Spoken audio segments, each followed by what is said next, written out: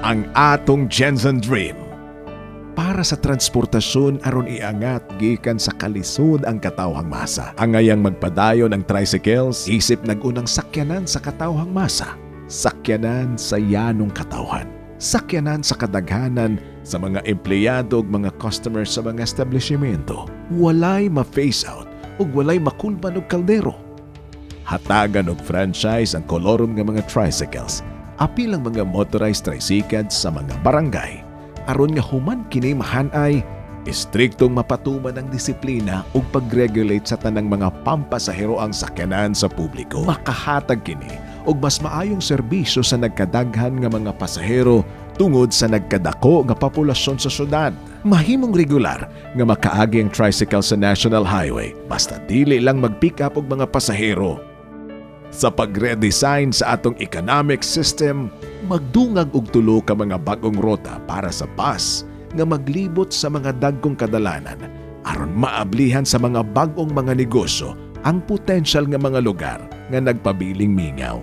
Aron naay regular nga magbiyahe nga mga pampasahero ang sakyanan. Hatagan og suporta pinaagi sa subsidy ang mga drivers ug operators nga mobiyahe sa mga bagong rota aron ma-maintain ang biyahe sa maong mga lugar. Hatagan og tax credit ang mga negosyo nga magtukod sa mga mingaw nga lugar nga maagian sa bagong tulo ka mga rota sa bus aron paspas mo daghan ang mga pasahero nga mga customers ug trabahante.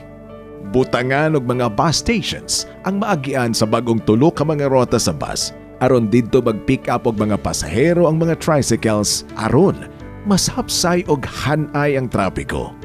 Pang short-term goal lamang kini sa Jensen Dream para sa atong transportasyon kay pwede kining mahitabo sa unang 100 days ngadto sa usa ka tuig.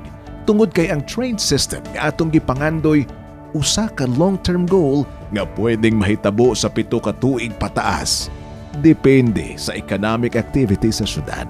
Bisan pag mahitabo kini, pwedeng magpabilin gihapon ang tricycles ug mga jeepneys nga maoy mokarga og mga pasahero gikan sa mga train stations ug bus stations. Ang labing importante, walay makulban og kaldero sa bisan unsang development nga atong himuon. Klarong plano, klarong direksyon, klarong visyon o klarong solusyon sa pagsulbad sa problema sa transportasyon pinaagi sa gugma ug disiplina.